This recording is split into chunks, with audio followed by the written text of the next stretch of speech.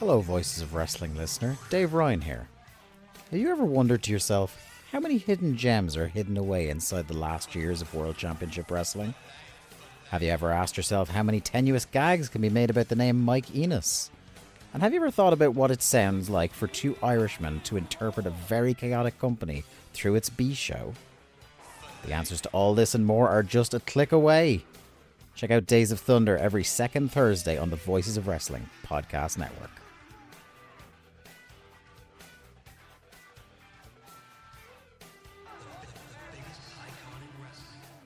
At Kroger, an annual Boost membership just got even better. Now you can choose from Disney Plus with ads, Hulu with ads, or ESPN Plus on us when you sign up. Plus, enjoy unlimited free delivery, double fuel points, exclusive offers, and free items. Sign up for a Boost membership today. It's an easier way to save, including new streaming options to relax with while we deliver your groceries. Kroger, fresh for everyone. Restrictions apply. See site for details.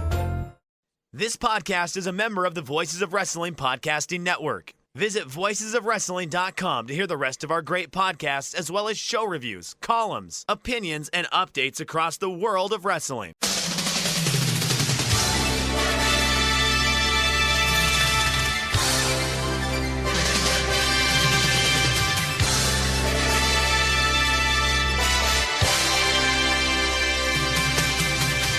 And I'm watching football again, Damon. It's, wow. For some reason, every time we record, it's in the middle of an Arsenal game. Nice. Well, I mean, we usually record on the same day, so if it's a Wednesday, you, yeah. Why do you always play on Wednesdays? We seem to be playing all the fucking time. There's too many games. I'm not really enjoying any of them. I would just like to, when you're playing like a sports game on the old Xbox or whatever, you can do like just sim to the end of the season. Yeah, just simulate to the end of the season. If I could hit a button to do simulate to July, I would. I've had enough of it. It gets a little much. But here's the thing though. It's even if it's just on, it's just I don't know. Like if you like it, then it's hard. How could you say no? How could you say no? But yeah, sometimes you're just kind of like the games kind of blend into each other. It's like, what am I doing? You know what I did today? I had to get concert tickets today, Joel. Yeah. For which concert are we going to? So, you know how Cheryl's into the old K-pop stuff, right? Oh, yeah. So, some dude from BTS. Uh-huh. But I'm like the designated ticket getter in the house. Because she has no fucking idea. These were the most expensive tickets I've ever bought in my entire life. Fuck. How much? Joel, I'm embarrassed to even say it. I got to be honest with you. I'm embarrassed to even say it. I'm guaranteeing the day I see you this summer, just slap me right across the mush because I deserve it. Just take a guess. Take a guess how much 2 tickets were. 2 tickets. First level at the Barclays Center, the same arena that we saw NXT. Oh, I'm going to say in total $200 US. Oh God, please! Not even close. Not even. Geez. Jeez. You're not even in. You're not even in the city that the ballpark is in. Oh fuck! Double that? Oh, come on! No, it's no way. Joel, keep going. Keep going. $500 US altogether. Altogether? No. Keep going. That's not even one ticket. That's no. Not even, I swear to God. Not even one ticket. Holy Keep going. Shit. $600 per ticket. Going. This is nuts. I know. You're telling me. She's going to be working the pole for fucking every weekend. This is nearly 1 month of income on Patreon for us. This is ridiculous. I know. I'm burning through our profits. No, I'll spare you. It is with fees, mind you. With fees, it turned out to be $800 a ticket. Oh my shitting Christ! I can't believe I did it. I can't believe I said, sure. Joe, I don't even know who this clown is. I don't even know I couldn't name a song. Couldn't tell you. So this is not actually BTS. This is some sort of spin-off from one person of BTS. Well, because apparently, from what the news that I know of, they have to serve time in the military. So only about, I want to say half, maybe less, of the actual members are out of serving in the military. And next year, apparently, all of them are out. But this dude's just doing a little... I thought you were like going to see the Draft Dodger or something. That would be great. Yeah. No. That's what I said. I said, like, couldn't they get out of this? And she's like, no, apparently not. Yeah. I'm looking at it right now. I'm looking at the Ticketmaster. You got tickets. And I'm looking at the number. And I'm like, I cannot believe... I mean, at least for her, she knows, she loves him, it's her favorite, blah, blah, blah, blah, blah. Great. Okay. Me? Joe, I want to be able to pick this fucking guy out of a police lineup. I couldn't, I don't even know. You can't say no. You can't say no to her because of all Right. the money you've spunked over the years on wrestling, which I'm sure she views as equally stupid. Correct. And here's the thing, like in our house, she not probably, she controls the money. You know what I mean? Like, I don't know. Hey, I like if you told me how do you pay the mortgage, I'd be like, I have no fucking idea. I have no idea how this happens. Does it magically come out of the bank? I don't know. So I said, what's my limit on these? And she kind of just looked at me and I was like, all right, I know how to spend money. I know how to spend money. I got in the queue. I was 8,000th in line in the queue. But then I'm looking online and there's people showing screenshots of like 85,000. Dude, it's at the Barclays Center. It only holds 19,000. So I'm like, oh my God, what the fuck? Did they do like the dynamic pricing for? I don't think for this. No. Because it came like when you were in the queue, that's when they finally let you know how much the ticket's worth. The cheapest ticket, like face value, not including fees, was like $80. And you're like, we're sitting up in NXT seats, right? Yeah. So have you got really good seats then? They're not that great. We're on the side, first level. So she can see, which I can't get floor because she'll never see. She's too small. They're okay. It's not like for $800, I should be fucking lodged in that dude's asshole. Not for nothing. I should be peering out of his ass, looking at everyone else on stage. I can't believe I did that. I can't believe it. But again, it's not for me. It's for her. But I feel like it's a waste of money for me. You know what I mean? Like this means nothing to me. Like, but yeah, I spent $800 for nothing. And do you think you will enjoy watching that concert more or less than you enjoyed watching Matt Riddle versus the Velveteen Dream with me NXT TakeOver? I might like this. I might feed off the BTS crowd energy and enjoy it a little bit more. I mean, listen, I kind of feel bad because I'm also kind of, there's plenty of people that would love to go, but my fat ass is hogging up a seat and I could give a shit. And I'm doing it because, I got it. Like, she's not going to take a train up to New York. No, fuck it. Has she not got any friends that would like to go? She's a 50-year-old woman. You know what I mean? Like, who's going to go with her to go see BTS? No, and especially not at those prices, right? So if there's anybody listening that wants to go out with my wife, very good. It doesn't sound good. You know what? I take that back. You're not going. I'm going. I don't trust you perverts. Yes. But then again, I have to drive. I have to navigate the fucking traffic and all that horseshit. But again, it's her favorite. Like, what am I going to say? Like, I don't care. You know the money better than I do. You'll figure out how to fucking pay it. I just can't believe I paid it. That's really it. I've never paid for any event that much. Never. So, welcome to poverty. Oh my Lord. Yeah. All right. So, pro wrestling, right? Is she into like Korean stuff in general, or just A little bit. the music? A little bit. So when we were Has talking, she ever asked to go to Korea? well, here we go. So she's trying to parlay a little Tokyo thing into a little South Korea thing. And I don't have a problem with that. I mean, I would go. Food looks tremendous. Everything looks pretty fun. And she follows, like, we watch, Jolly, Jolly, the show on YouTube, the YouTube thing. No. I know Squid Games. That's it. Okay.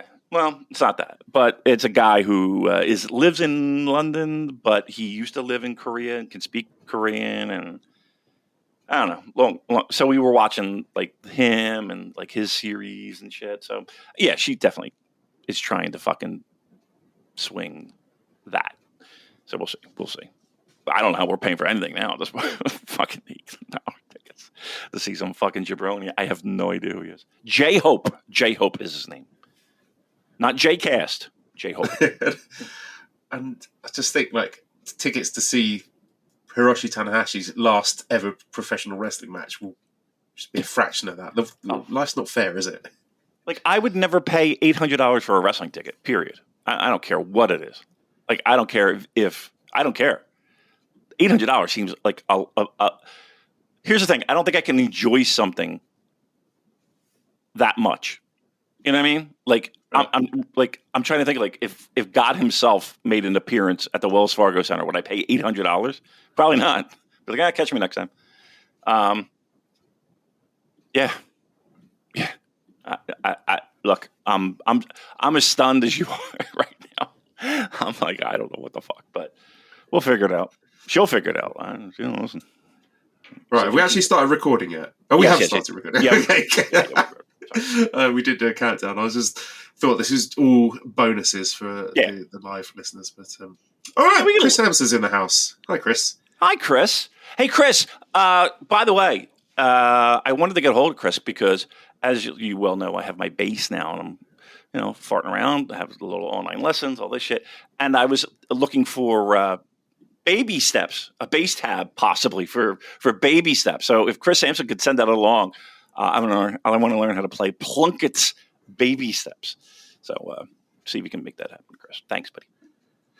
All right, well, I suppose I should do the intro. Hello, everybody. Welcome to the Super J Cast. I'm Joel. That's Damon McDonald. It's Wednesday, 22nd of January, 2025. This is episode 346. I want to start with just a plea to anybody who listens to the show and interacts with us on Twitter or X.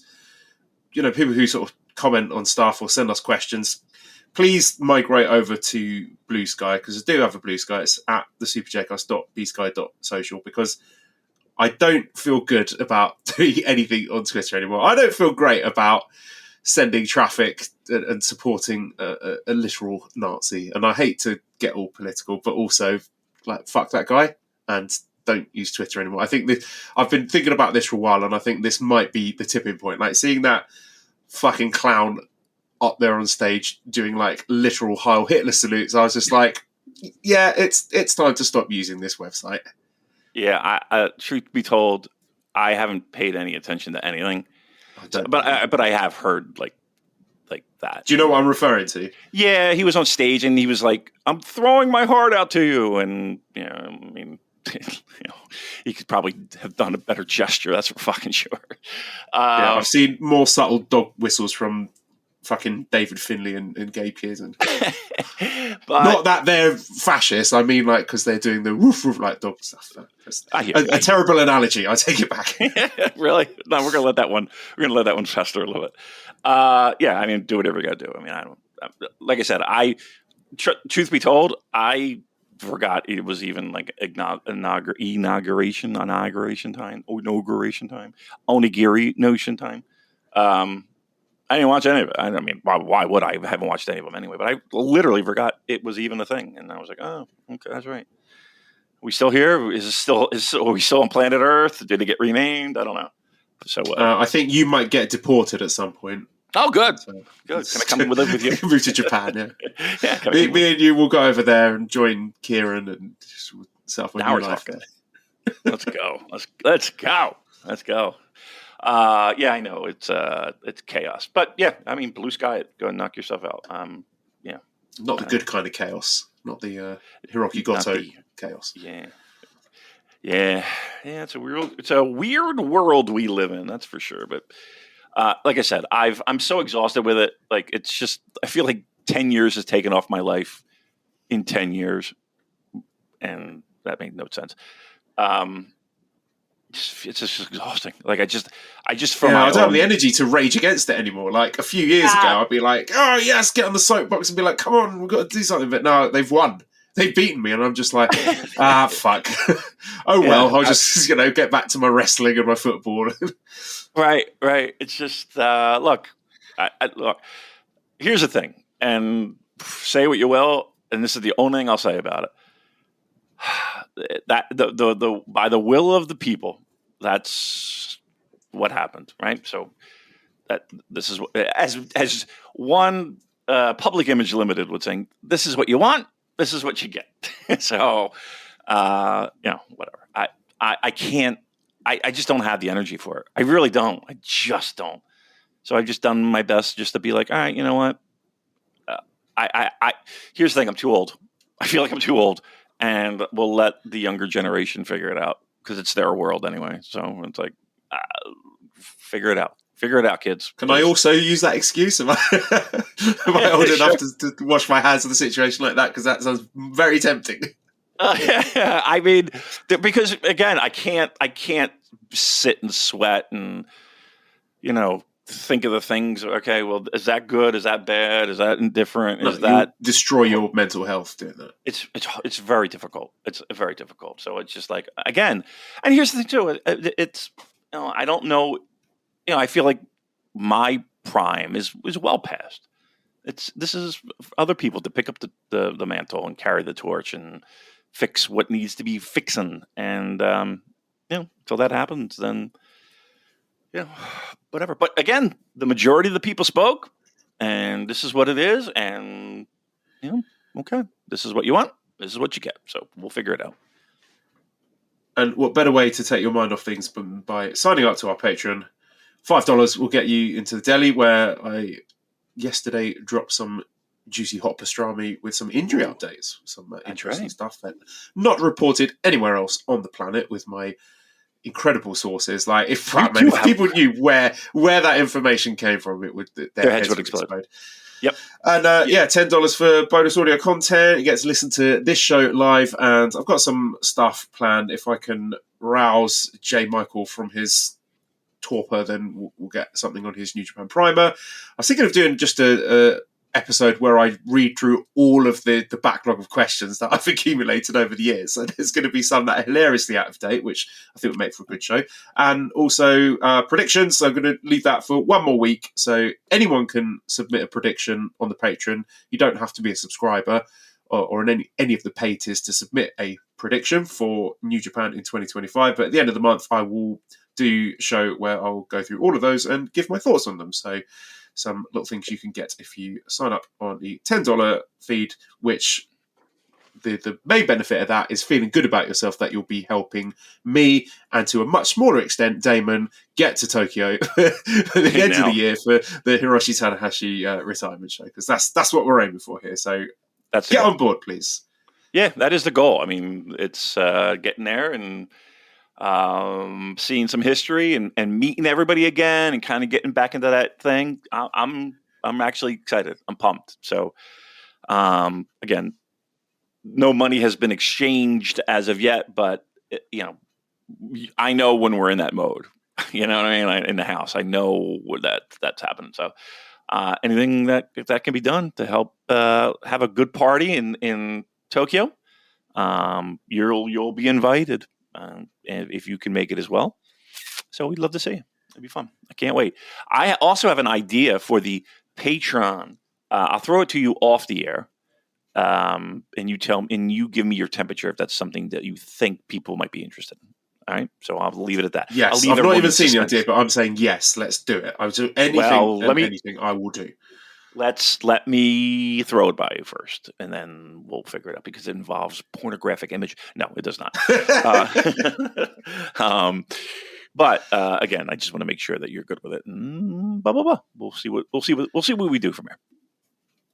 Right, we are, of course, talking today about our year-end awards, but we will touch base with modern day New Japan. I say modern day, I mean, we're only going back 1 year, but with what's been going on recently in New Japan, because we had the Yuji Nagata anniversary show, but to be honest, there's not a huge amount to say about that. It was fine. I like Yuji Nagata. It's nice to see him get a celebration, but the match itself was just absolutely fine. You could close your eyes and imagine what it was, and it's exactly that. I'd say the more interesting stuff has been coming at the preview stuff for New Beginning. So, moreover, today's show, which was at the Korakuen Hall, the top two matches I thought were very good. So we had Hiromu, Naito, Shingo, and Tsuji defeating Gedo, Ishimori, Driller Melody, and Gabe Kidd. So quite a lot coming out of this. First of all, at the end of this match and at the end of the other LIJ versus War Dogs match at the Nagata anniversary show, after the bell, I think it's Naito has just been putting submission moves on Gedo and then refusing to let them go. Like having to be dragged off. And that's been very funny. And it made me think, I wonder if Naito could extend his career by just being an absolute shithead. Not a heel, but just forgetting about having to do high intensity, intricate wrestling sequences and just being an absolute knob. And I think people would enjoy that a lot. So I think he should basically like become Kenta, like late stage Kenta. And I think late stage Kenta. I can't believe you're advocating for that. Okay. I mean, you could. I mean, people have changed up their style due to injuries and age and wear and tear and all that. So, truth be told, it probably is the smartest thing for him to do. I'll say truth be told one more time. I'd be happy if I never saw another Destino in my entire life. You know? Yeah. You know? I really would. So if he's just going to play the role of ultimate dickhead, babyface dickhead, that sounded like The Sopranos, where he goes, "I'm the motherfucking fucking fuck that runs this." They're in the mall. Remember this. I'm the motherfucking fucking fuck. Yeah. So yeah, I mean, if he can add a couple years to his career, that'd be the smart thing to do for sure.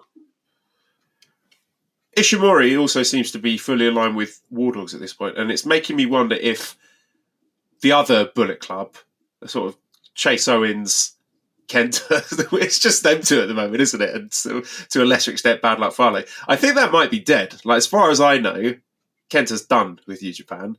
Yes. Oh, Arsenal have done another goal. Excellent. Chase Owens was in Tokyo for Wrestle Kingdom, but didn't even get a spot on the Rambo, and I'm sure that's not for want of trying. So I'm wondering if they've just sort of quietly phased out the non-War Dogs section of Bullet Club, so we've just got War Dogs at this point, because Ishimori seems to be fully aligned with those guys. And which sort of raises questions about what the future would be if Driller is going up to heavyweight, and I don't know if that's confirmed or if he's just sort of doing the open weight nonsense at the moment, but maybe you could get like a Clark and Ishimori junior tag team. That would be quite cool. I don't know, but yeah. Well, they need a junior, don't they? Yeah. Yes. So they, I mean, just sliding him in that role, because if he is moving up, Driller is moving up, which he should. I mean, him being a junior is preposterous. He has cut his hair. I don't like his new haircut, Driller. He's shaved off the long, greasy locks, and now it's just got a very generic looking haircut, and I dislike it. Let me ask you a question. Do you know why a lot of the guys have that long, maybe not necessarily the wet look, but it helps hide them when they call spots, and they keep the, it's a nice sleight of hand, if you will, the hair. They can use the hair to do all kinds of fun stuff. There you go. Fun fact. And the highlight of these shows has been the interactions between Gabe Kidd and Yota Tsuji. Gabe Kidd, it feels like he's kind of reaching his final form. Just looks like a fully actualized version of the wrestler we all hoped that he would be. He just looks like $1,000,000. He's got a new T-shirt out, which is sort of like a version of the lion mark, but with his face on it. And it almost makes me think, could this guy be a future leader of Hontai? As ridiculous as that sounds, but he just seems to be the guy that is embodying all the pride and the hopes and the dreams of New Japan Pro Wrestling fans at the moment in a way that just is a lot more authentic and confident and cheerable, if that makes any sense, for New Japan fans, because he just looks like an absolute badass at the moment. He's got his new tattoos, he's got his new Alex Coughlin inspired trunks and his new boots, and he's just looking thick and muscular, just built like a brick shit house. He just looks like the man. Yeah. He's look. I think when they announced the Wrestle Dynasty match in him and Kenny, it was almost like, ooh, they're really giving this guy a shot. And the fact that he knocked the ball out of the park. Yeah, I mean, people are just ready to, I don't necessarily give him the key to the castle, but he's up there. And it feels like he's sort of moved, but he's evolved beyond the stage of, getting in arguments with fans, like calling them fucking pussies and insulting people's mothers and stuff. It feels like he's above that now. And I think he's sort of carrying himself in a way that he's sort of carrying himself like almost like a statesperson for New Japan Pro Wrestling in a weird way. Yeah. I mean, Chris Charlton probably feels the same way. You know what I mean? It's the same. I don't know if you check your Twitter feed. Gabe Kidd signed by Tony Khan. I don't know if you saw that. Oh, fuck. Well, it was fun while it lasted. No, I mean, listen, they had, I don't think that they realized what they had in him, New Japan, that is. And, at every little flag post or, whatever marker, he blew it out of the water at every little checkpoint. And once again, I think a lot of that had to do with the fact that New Japan just got out of his fucking way and let him do what he thought was the right thing to do. I don't know if he even knows what he's going to do 5 minutes before he goes through the curtain, to be quite frank. But, he does feel a little bit more evolved. And I think a lot of people were saying that, okay, he needs to make that next step. And I think that's happening. And the company sees it and it's happening. So, yeah. I mean, let's put it this way. Until I have yet to see evidence that he can't handle that workload and that pressure and being a guy, he's yet to let me down with that. And I think the company feels the same way. They're gonna ride him until it either dies or it takes off completely. And it's really up to him. Again, if New Japan stays the fuck out of his way, that'd be smart. He seems to have a good idea of what to do and how to do it. So, and they do. That's what New Japan are good at, isn't it? They do keep out of the way and just let people do a lot of thing. times. A lot of times, yes. But there are times where you're just like, what happened to that? As long as they stay out of his way and not, let him do his thing. I feel confident in him. I really do. I feel confident. So, New Beginning's going to be a nice little test too. Let's give him. See, at this point, I would say let's see what he can handle. Let's see what let's see what lofty things he can do. And I think the first test of Kenny was he blew it. He blew the roof off the joint, and Kenny helped too. Don't get me wrong, but we have something. We have something. I don't even think New Japan realized before that what they really had.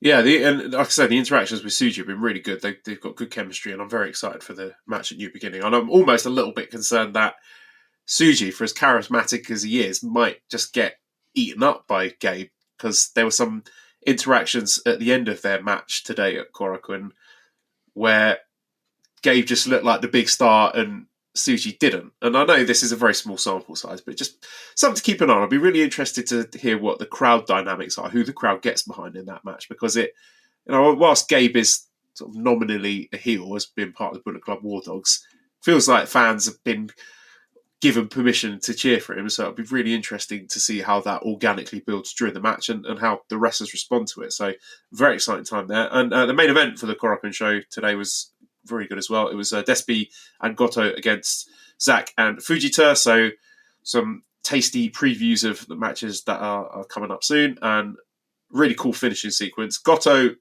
did manage to pin Zach, so I guess that means his chances of winning at New Beginning have just gone down the shitter.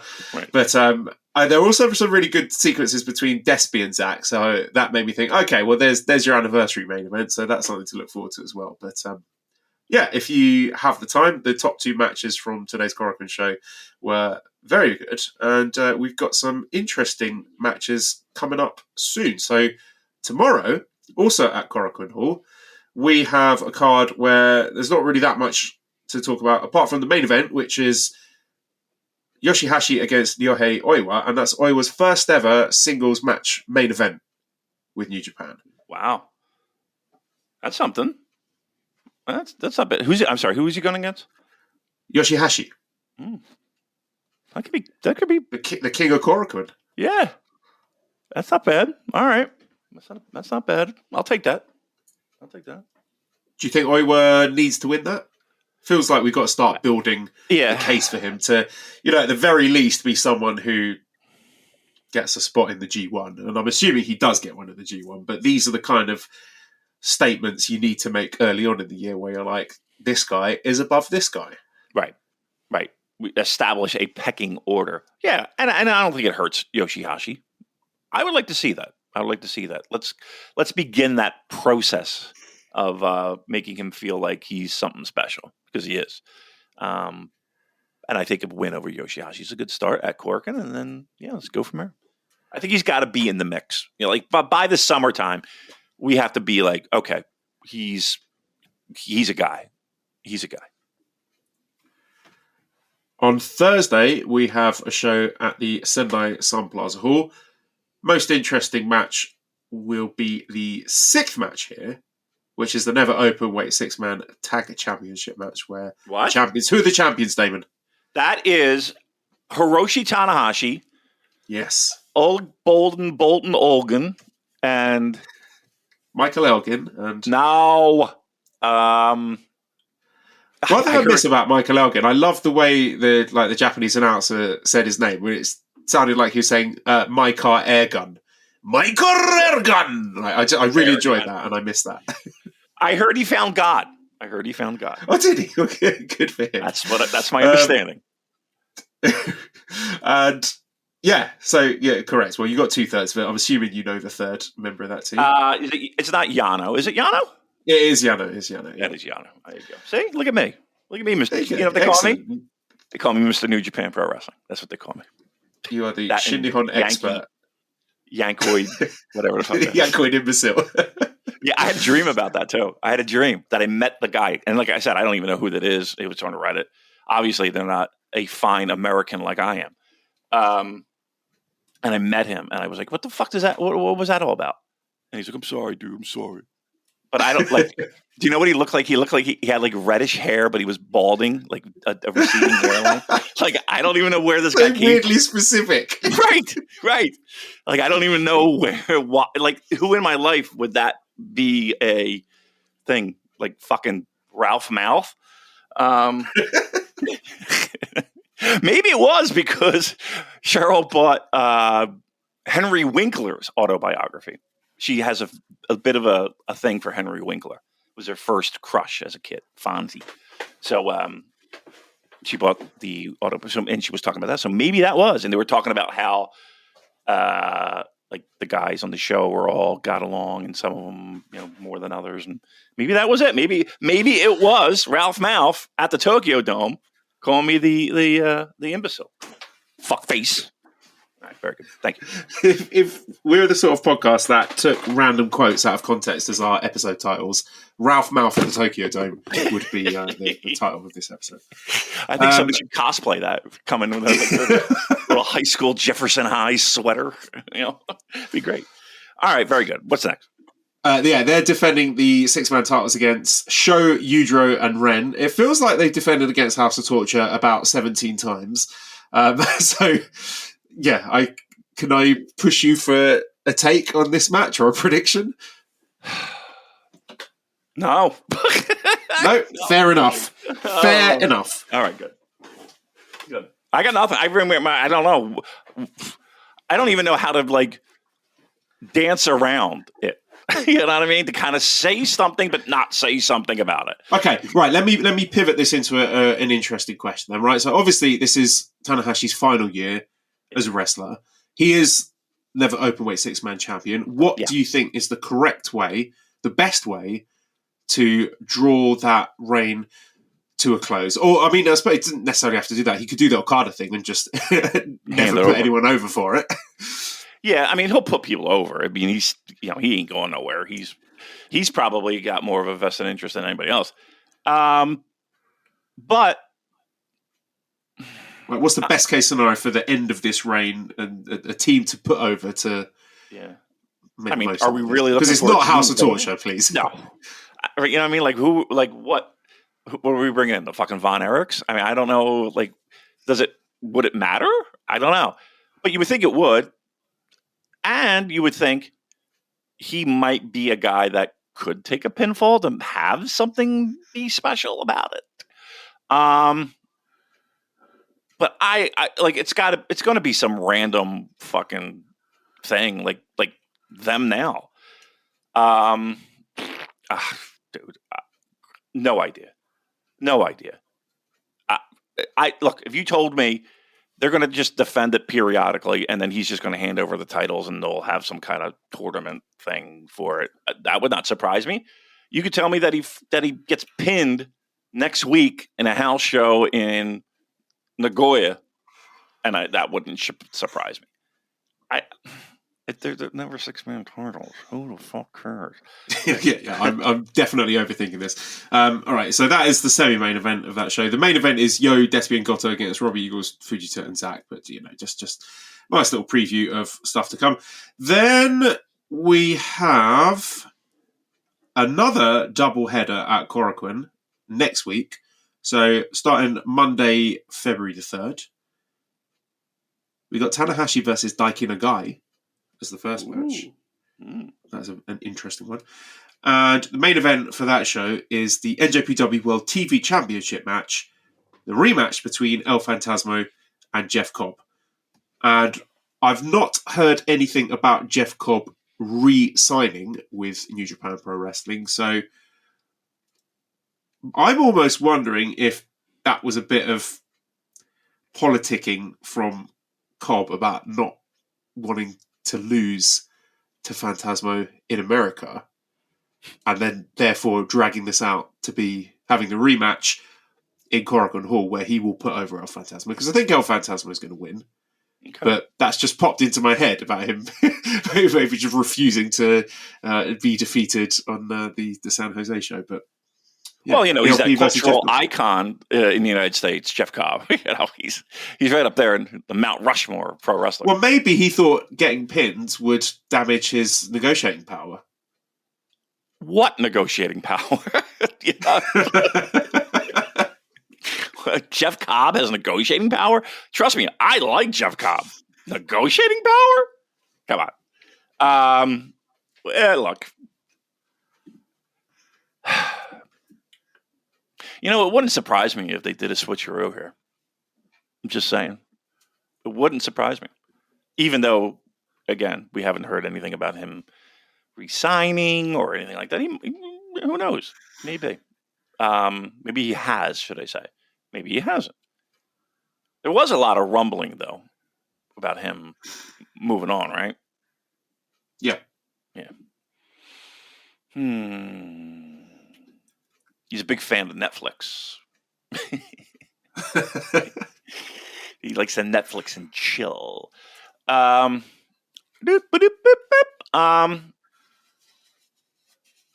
I think ELP. I'll take ELP just for those little nuggets.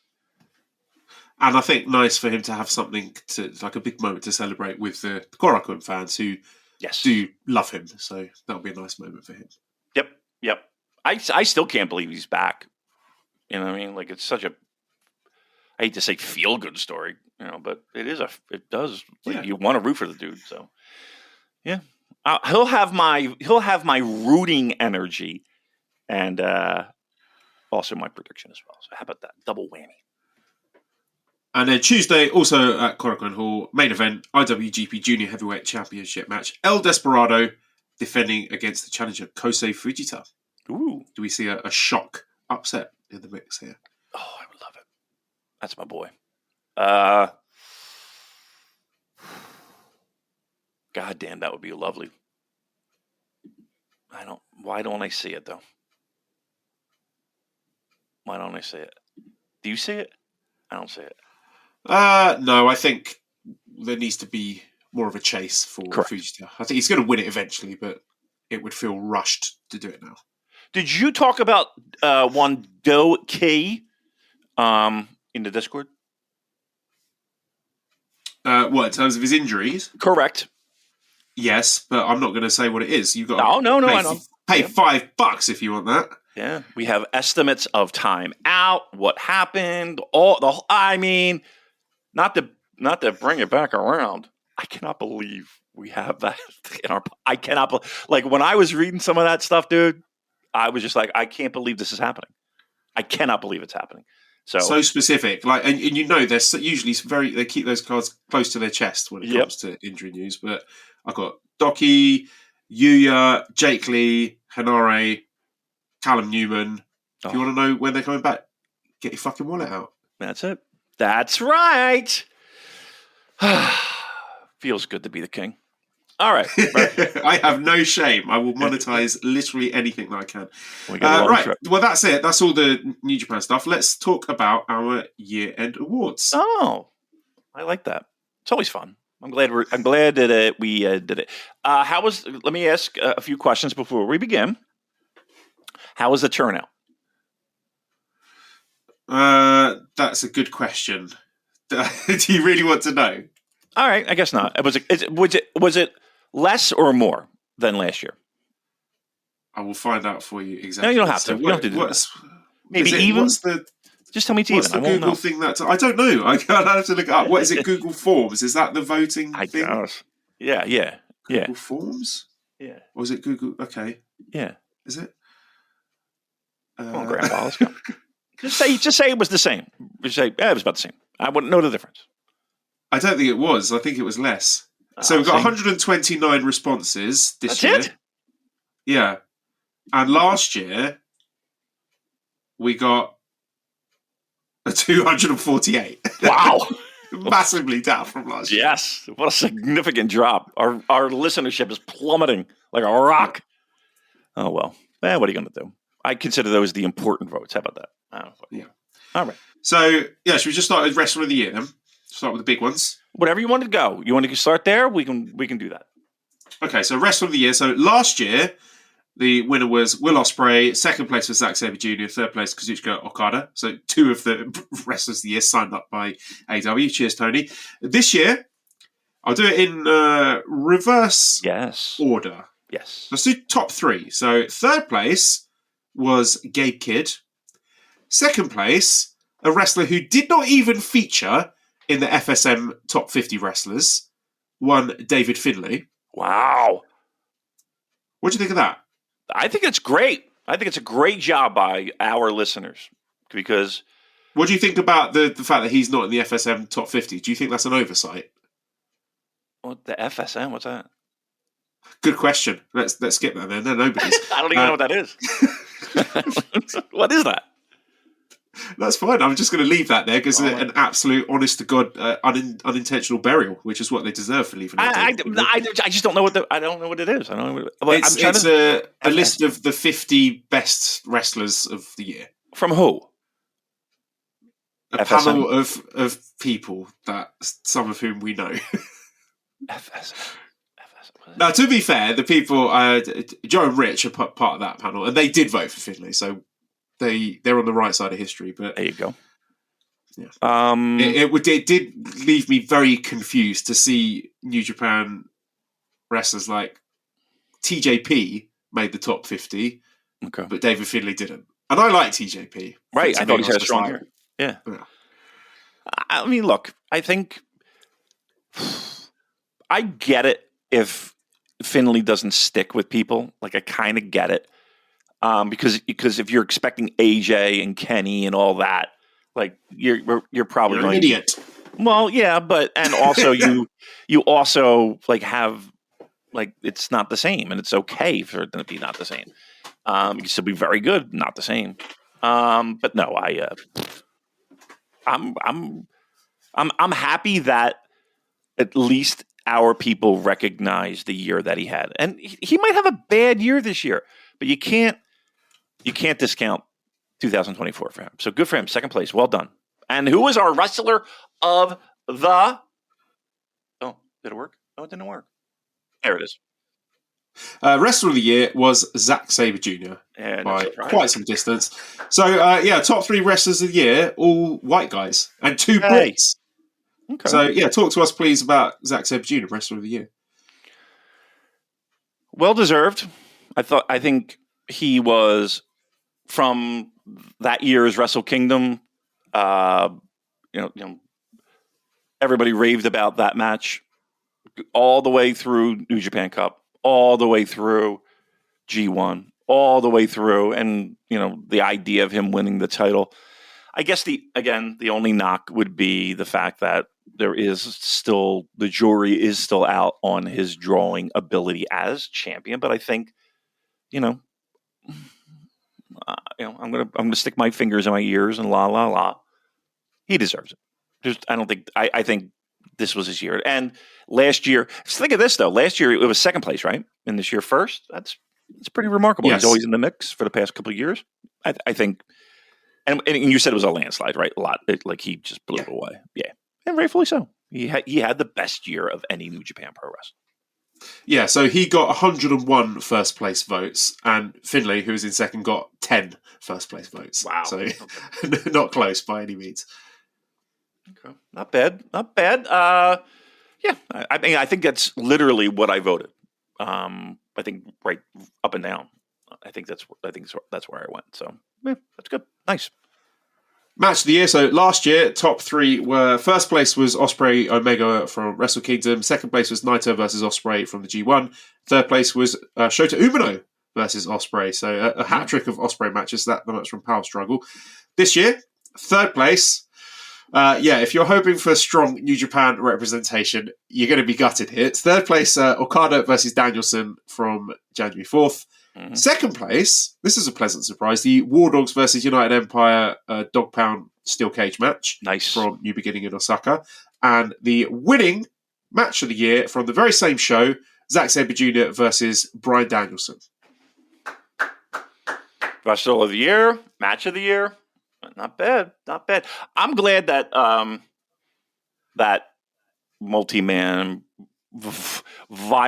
hour of violence got in the mix because it was early in the year, and people tend to kind of forget or think recency bias. Maybe that match was unlike most anything that we've seen in New Japan for quite a long time.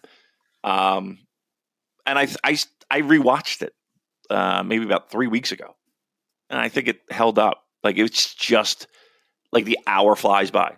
So good job, listeners. I'm trying to remember who. I don't have my notes in front of me. What my third place vote was, but the first 2 were that. So again, we're on the same page, kids. Yeah, so these 2 Danielson matches. I mean, I like Bryan Danielson, but he doesn't resonate with me as much as he does with most of the people who voted at this, I guess. I didn't have any of the Danielson matches in my top. No. I had... What did I have? I can't remember. It's because I recently voted in the Voices of Wrestling Match of the Year poll. Right. And there you have to do 10 matches. Right. And for that, I did a vote for... Chief J. Strongbow. Who did I vote for? I'm trying to find the email that. Oh, here we go. Your ballot has been received. So, my top match of the year was the junior tag match, Ichiban Sweet Boys against Catch 22. Yes, that was my third. Yeah, that was my third. So that was my first. Second was Takeshita versus El Phantasmo from the G1. And third place, I had the War Dogs United Empire Steel Cage match. And then there's a close fourth, Yuya versus Takeshita from the G1. And then Gabe Kidd versus Henare, the double KO. Then Yota Tsuji against Goto, New Japan Cup. Zack beating Tsuji in the G1 final. Goto beating David Finlay in the G1. And Henare beating Hiromu later on in the year. And then Zack defeating Gabe Kidd in the G1. So that was my top 10. Okay. You don't watch anything else? Yes, I did. I watched lots of other stuff, but I didn't like it as much as the New Japan stuff. I love it. Love it. Yeah, I still got to do that. That's like I don't know. I felt bad because it's like that's really the main thing I watched all year. So I don't know if like I just feel bad voting like because I don't feel like an informed voter, just like everyone else in America. I should just vote. Yeah, it's not stopped anyone else, has it? Right. What am I thinking? Why am I overthinking this? I'm fucking. The people who are supposed to be the informed voters have left David Finlay off the FSM top 50. So thank you. All bets are off. I know we have a wrestling electoral college, I believe. Votes are weighted more from the websites that people like. All right, cool. All right, what's next? May I ask? Next is the show of the year. So last year, the show of the year was Wrestle Kingdom 17, followed by Sakura Genesis and then Dominion. This year, show of the year was in third place, King of Pro Wrestling. Second place, Power Struggle, and first place, Wrestle Kingdom 18, which a bit of a surprise for me. That I find it interesting that the two matches from New Beginning in Osaka were the top two in the Match of the Year poll, but then make show. Yeah, that the New Beginning on Osaka finished fourth behind all those others, which I get. I think for me, Power Struggle top to bottom was just such a great show that will probably be my number one. But I mean, I can see why Wrestle Kingdom came in that highly, but I don't know. For me, my memories of that are just a bit tainted by everyone fucking off and going to AEW. Yeah, just like the heavy AEW involvement at the top end of that card just makes me less keen on it than others. I mean, I can understand why people would say Wrestle Kingdom. I mean, it was a good show, don't get me wrong. And it's their biggest show of the year. And it's the show that gets the most eyeballs. And if you're looking for big event feel out of New Japan, it's going to be Wrestle Kingdom. So I get it. Massive feather in the cap for Sanada. Absolutely. I had to wrap my brains there and be like, what was the main event of that? Oh, yeah, it was Naito Sanada. Because I could remember the Ospreay Mox Finlay match, and I could remember Okada Danielson. But I was like, well, what was the main event? Oh, yeah, it was those guys. Yeah. Yeah. I mean, again, I understand why.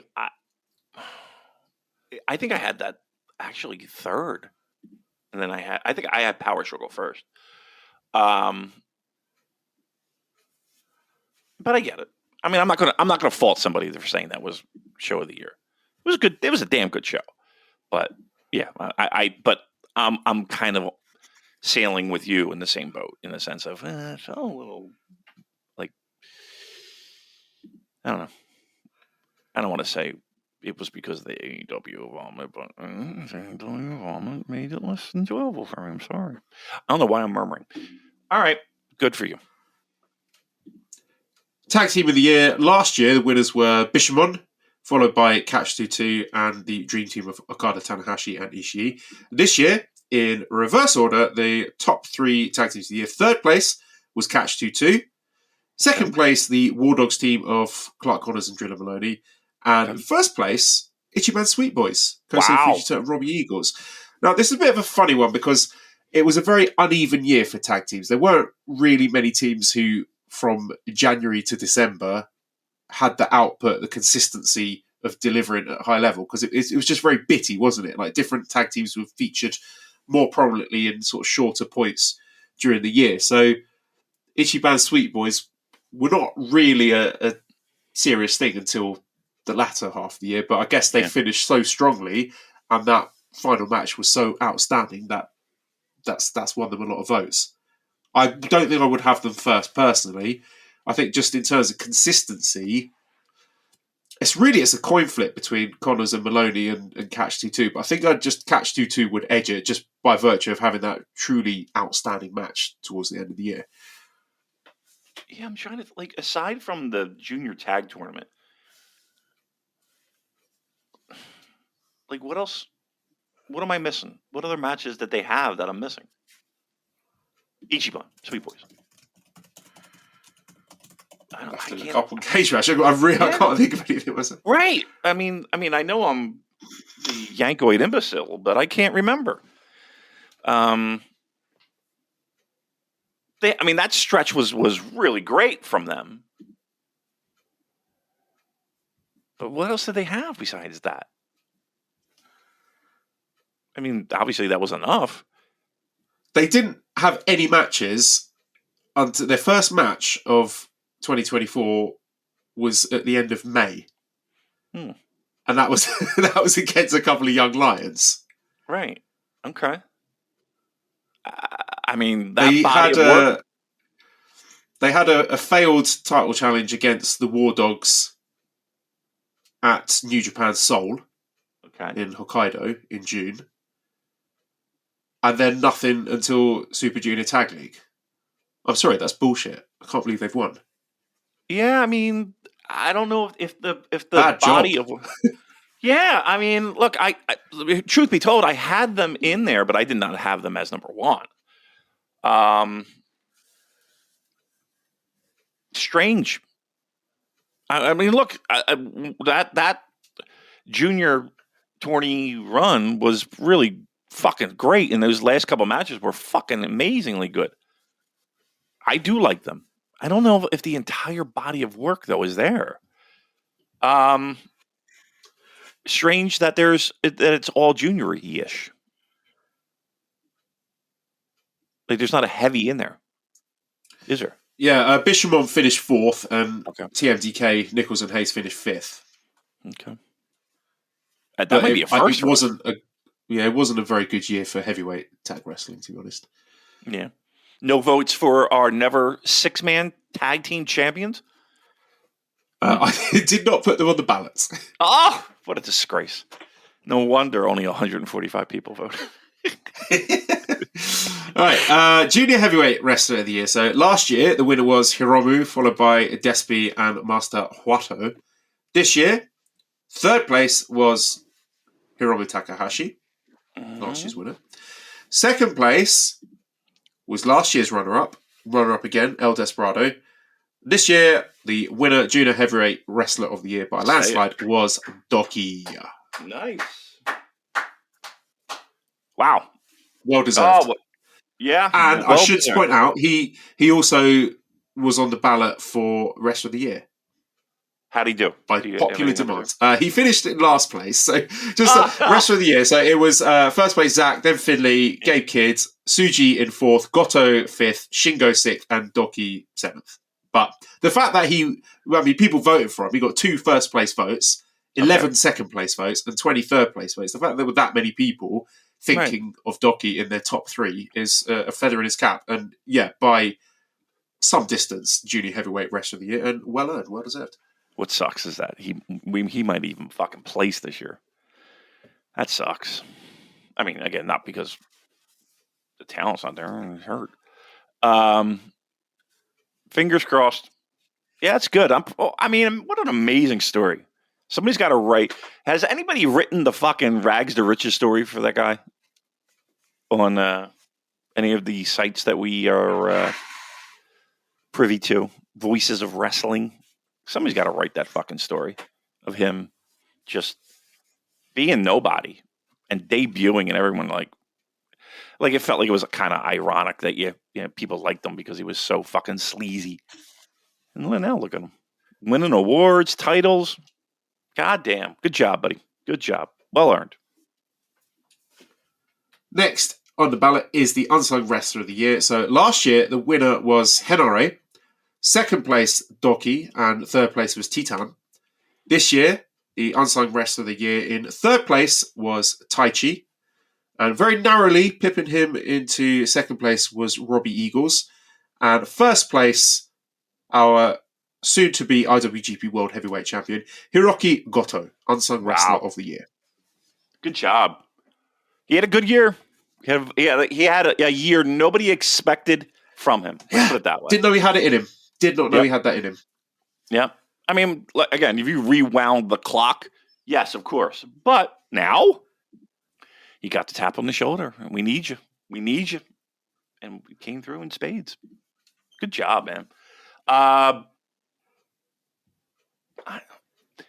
Yeah, he's probably still underrated. You know? Yeah, good job. He deserves it. I'm with you. I'm with you on it. So we changed things around a bit this year because we had a most improved rest of the year, and I can't remember what the name of the other award was. I should probably look it up. But basically, we combined those two awards into a new award called Breakout Performer of the Year. So last year, most improved rest of the year, the winner was Shota Umino, followed by Gabe Kidd and Master Watto. But this year, in our newly rebranded Breakout Performer Award, the third place was Adoki, second place David Finley, and the winner, the Breakout Performer, was Gabe Kidd. Wow, there you go. There you go. I don't think that's any surprise. Yeah, if anybody had a breakout years, it was him. And he just took it and ran with it and built momentum and, got rewarded for it. And let's see what 2025 gives him. Exciting times for Gabe. Exciting times for us. So, yeah, I have zero problem with that one. None. Just trying to look what I called it last year. It was, we have Most Improved Wrestler and Breakout Star. Okay. So this year we just combined this Breakout Performer because there was just too much overlap between the two. Right. Shout out to Walker Stewart coming in 5th place. So Walker Stewart, a bigger breakout performer than Oiwa, Fujita, Henare, Suji, and Oleg Bolton. So there you go. Well, I was going to call him and let him know, but then I just bailed out. Oh dear, referee, get in there. Okay, a new category this year, Moment of the Year. I don't think I did that last year. No, definitely did not do that last year. So Moment of the Year, third place, Sanada saving Naito from House of Torture after the Wrestle Kingdom main event. Second place, Goto winning in front of his kids. that was good. And first place, Zack Sabre Jr. winning the G1 Climax. Yeah, I do vividly remember voting for that as number one. Because I think, I don't know, like, it's hard. Look, I don't want to take the emotion and the energy of a building and that moment. But him going out into the crowd at Sumo Hall, title in the air, just everyone, and him just hitting all corners. And like, that was a moment. And you really thought, like, wow, this guy's got the fucking company in his back pocket. And again, has it translated into ticket sales? Maybe not. Maybe it has. New Beginning sold out, so that's good. But man, that moment, I thought, because I was rooting for him from the fucking jump. So yeah, that was to me the defining moment of the year. Yeah, absolutely. That and Okada fucking walking past Great O'Khan. That too. Those are the two things that stuck out to me. I should probably share this document with you so you can have a look as well. I'm going to do that right now. So, some other stuff that was notable, just that the fact that it was in the ballot in the first place. Fourth place was Shota getting booed when challenging Zack. Fifth place, Great O'Khan going on a run by beating Naito in the block finals. Seventh place, Super J Cost was right about Okada, which was my first place. That's seventh place. Seventh place, yeah. Just off the bottom was Great O'Khan eating an entire lemon in 30 seconds, not getting the love that it deserves. I should have been number one. Yeah, I did that one. That was great. I would have loved that. Right. Biggest disappointment of the year. Last year, the winner was the AEW relationship. Second place was the dropping of the Okada versus the Zumas story. And third place, the pushed wrestlers, so Sanada, Finley, Goddess of Destiny. This year, biggest disappointment in third place, Jon Moxley's IWGP World title reign. Second place, Alex Coughlin's retirement. And in first place, the booking of ex-WWE wrestlers, Nick Nemeth and Matt Riddle, / first half of 2024 booking. Yeah, I'm on board with that. I mean, even with all the AEW Tony Khan nonsense, I think that when that was announced, again, I get why they did it. I understand that they thought they had two names that people could recognize. That, but the way that they just came in and just after that show, you're just left looking at the TV and with your hands in the air, like, what the fuck just happened? What are we doing? Nobody dug it. Nobody liked it. No one liked it. So yeah, I'm with the people on that one. That was because at that moment you did not know what the fuck was happening to the company that you watch, and it was somewhat. I'm not gonna say frightening. I think frightening is a bad word, but yeah, you were just like, oh, what's happening here? What? Who made this decision? Why are we doing this? So yeah, I'm with the people on that one. I'm a bit surprised that the top New Japan wrestlers exodus to AEW and Okada's retirement road booking were not placed higher. And I'm getting suspicious now. I'm wondering if it's just a load of AEW freakazoids who voted in this and we've not got enough Shinno on freaks. Yeah, I don't know, because I would have had those two things a lot higher personally. But yeah, they're disappointments, but I think people are numb to it at this point. Maybe. Yeah, that's fair. You know what I mean? Like they've just totally disconnected from it. Maybe. Yeah. But yeah, I mean, if you told people in March, I'm sure that would be top of the list too. Right, favourite wrestler of the year. So last year, winner was Will Ospreay. Second place, Zack Sabre Jr. Third place, Tetsuya Naito. This year, third place, we'll go in reverse order. Favourite wrestler of the year, Shingo Takagi. Second place, Gabe Kidd. And first place, Zack Sabre Jr. Wow. We obviously don't have a lot of Japanese representation. Shingo rocking the house, of course. Tsuji finished fourth. Naito dropped to fifth. Gatsby sixth. Goto seventh. Fujita very high, eighth. Okay. Yuya ninth. David Finlay 10th. Okay. Look, I can see people hopping on the Gabe Kidd train. Nothing wrong with that. Who was number one? Zach is my favorite, so you got my vote. I just like sort of scrolling down these and seeing people who got like just there's the people who got no votes, like 0 points, where people just don't give a shit about. But the people who got sort of like 1 point or 2 points, I find that very interesting. So yeah. Tiger Mask 4. So someone voted Tiger Mask as their third favorite wrestler. Kenta got 1 point. He got a third place vote. Jado got a third place vote. Come on. Sanada. Now, what did he get? No, last year. So last year he got 45 points. This year he's got 2 points. So he's dropped right down. On the same level as El Phantasmo, which I feel is very harsh on El Phantasmo. Yeah. And you got Yuji Nagata 3 points, Titan 3 points, Jake Lee 4 points, Honma 5 points, Takumi Shinoku 5 points. He got 5 points? Yeah, so that's Honma. Someone voted Honma as their favourite wrestlers. Again, this is supporting my theory that someone's just fucking with a ballot here. Maybe, and you know what? I'll tip my cap to you for being a fucking massive prick. But if you are legit, please reach out to us. If that is you and you are legit, I need to meet you. I need somehow. I got a strange feeling you're gonna look like fucking Ralph Malph. I'm just going to say that. Daiki Nagai, 6 points. Someone voted Daiki Nagai as their favourite wrestler. Someone very much ahead of the curve there. And yeah, so that's that. Now, least favourite wrestler of the year. These are good. Yeah, let's hear it. Last year, the winner of the least favourite, the dubious honour of being winner of least favourite wrestler of the year, Bad Luck Fale. Second place, Chase Owens. Third place, Evil. This year, there's a new king, Damon. The king is dead. Long live the king. The third place, yet again, was Evil. Second place, Bad Luck Fale. First place, everyone's least favourite wrestler of the year, Chase Owens. Wow.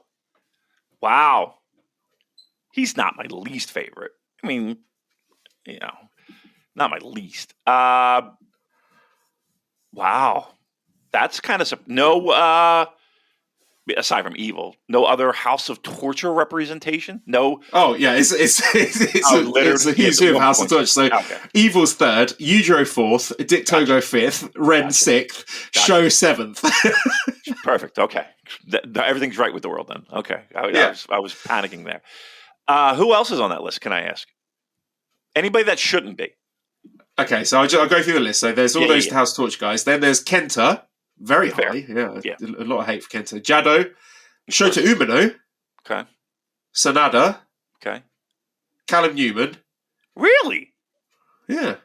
What the fuck has he done to anybody? Yeah, I think that's really harsh, Callum Newman. Yeah. The DKC. What have people got against the DKC? Yano. Rocky Romero. Wow. 20 points. So people are turning on Rocky. You know who voted there? So someone whose name rhymes with his Dalton, creating lots of burner accounts. All right. Well, who else is on this? Gedo, he's getting it as well. Rocky and Gedo right up there, getting it with both barrels. Henare, TJP, El Phantasmo, Bushi, Finley, Gay Kid, Taguchi, Honma, Tenzan, Alex Zane. What's he done? Right. Suji, what's Tenzan done? Who's voted as Suji as their least favourite wrestler? Naito, someone's put as their least favourite wrestler. Jacob Austin Young, again, very harsh. What's he done? Yeah, Fred Rosser. Tanahashi, someone's put as their second place vote for least favourite of the year. Jake Lee's got 3 third place votes. Yo, someone voted Bad Dude Tito, third place. Driller. Hiromu. Kevin Knight, Robbie Eagles. These are all people who just got 1 point. So this is like one third place vote. Right. Just people who just like don't really care for them, not particularly keen on. So who's thinking? Yeah, Robbie Eagles. He's up there my top 3 least favorite wrestlers. Like Yoshihashi. What? Done? Again, if you told me, it's just AEW Freakazoids just spoiling the ballot. Oh, maybe. I mean, I'm surprised Gabe Kidd got something. I think I should ban Americans from voting. I think it should be me. We don't have a good record of voting, that's for sure. This is just a shit ballot this year. It's all rubbish. We got fucking AEW wrestlers and AEW matches all over the shop. I just throw it out. This one's trash. This one's garbage. All right. Look, wow, the awards are on thin ice, according to Joel. But here's the thing, though. Correct me if I'm wrong. Don't we have that every year, though, when it comes to most hated? Like, there's just like random strays, and you're just like, well, how did that guy catch a bullet?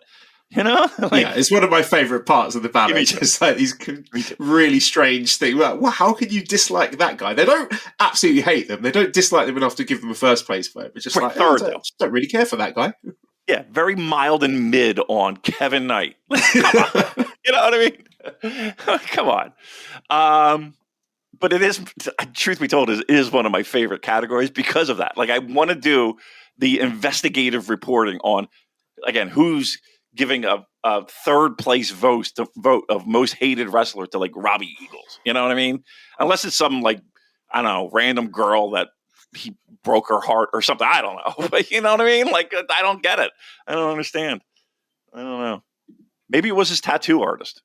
Nah, I'm kidding. I'm kidding. Just kidding. I pay tattoos. Don't worry about it. All right, very good. Now, last one is favorite New Japan faction. So last year, the winning faction was LIJ, followed by United Empire and TMDK. This year, third place is LIJ. Second place, Bullet Club War Dogs. And first place, TMDK. Very good. Very good. Yeah, they are my favorite faction as well. I think they... I think... you tell me, did they win by a significant margin? They got sort of nearly double the score of Bullet Club War Dogs in second. I think it's fair.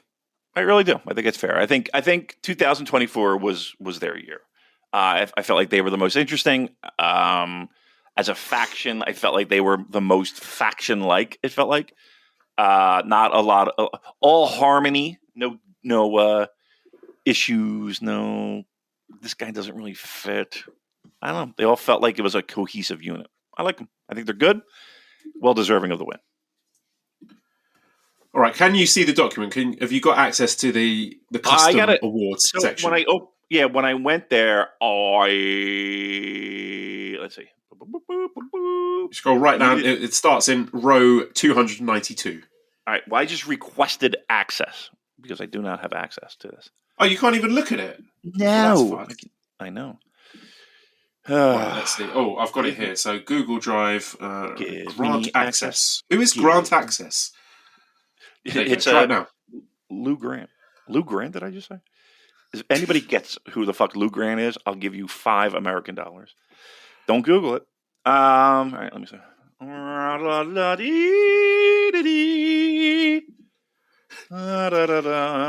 going to read all of these. I'm only going to read the ones that amuse me. Okay. The bag of socks of the year, Shota Umino. Nice. I like that. Correct. Best pants of the year, Shota's white sweatpants in Tag League. I do remember that. That was good. Okay, good. That was the show where everyone's knees got injured, isn't it? Yeah. Maybe it was just really cold. Biggest headband to hide receding hairline of the year award, Chase Owens. Oh. Biggest money mark of the year, Tony Khan. Okay. Not going to silence us, Tony. Yeah. Get fucked. Oh. Chant of the year, Royal Quest to the tune of Another Brick in the Wall. Hey, Shota, leave them girls alone. That's a lot of work. Child Scarer of the Year, Shota Umino. I like that Chris one. Grayling, being so incompetent at your job but somehow still employed and get more jobs. Chris Charlton, that's unfair. He's not incompetent. That's terrible. All right, okay. I see the Damonism of the year. Like costume of the year, Mummy Henare in the cage when he had all the bandages on him. The Yeti. Yeah. The Yeti! Yeti. Dad of the year, Hiroki Goto. I got that one. Damonism of the year, not for nothing. That is true. I do say that a lot. Dumb bitch Fraser of the year. What's that guy? No, you go. I was going to say. Fraser of the year, good Fraser. Sorry, bad Fraser. You've not won the Fraser of the Year award this year. Good Fraser. Yeah. Episode of the year of the Kevin Kelly interview. Oh, I like that. Was that last year? I don't think we did an episode with Kevin Kelly in 2024. Yeah. Or maybe we did. No, we did it with Walker, didn't we? Yeah. Maybe we did both of them. I don't know. Oh, no. We did a Kevin one because that was the one that the fucking kept getting aggregated by the website that should not be named. Was that last year? No, was that at Christmas time the year before, though, right? Yeah, that was technically late 2023 rather than 2024. I'll give him the pass, though. Insensitive moment of the year, Taiji Ishimori's Nazi salute from Fantastica Mania 2024. Yeah, there's a lot of that about these days. I know. We're all in the mood. All right. Probably get himself a spot on Donald Trump's cabinet. You're it's okay. Just ignore it. Let's see here. Off topic most of the unappealing AEW career saved by New Japan of the year, the Scapegoat. That's good. We do have some funny fucks, I'll tell you that. Most well-timed pre-G1 injury, Shota Umino. No comments. Podcast quote of the year. I have a disability. That's great. Political prisoner of the year, Chris Charlton. Free Chris. Free Chris. My God. Sabotage of the year, Evil unplugging the English website. Tagaloa 619 of the year, Tagaloa in the New Japan Cup. So good. Webmaster of the year, Chris Charlton. Two votes for that. Website administrator of the year, Chris Charlton. Website of the year, Medium. All right, I can't beat that. Wrap it up. We're done. Oh my god, we're done. All right, thanks everybody. Yeah. Bye.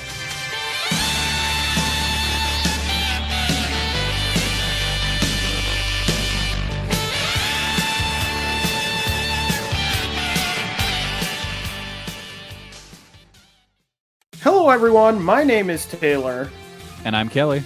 And we are the co-hosts of Jumping Bomb Audio, the #1 show all about the world of Joshi Pro Wrestling.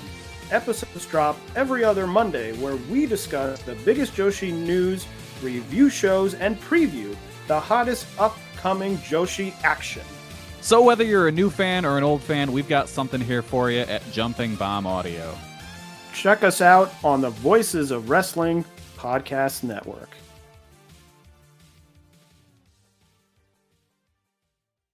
Now Taxes is 100% free when you file in the TurboTax app if you didn't file with us last year. Oh, yeah?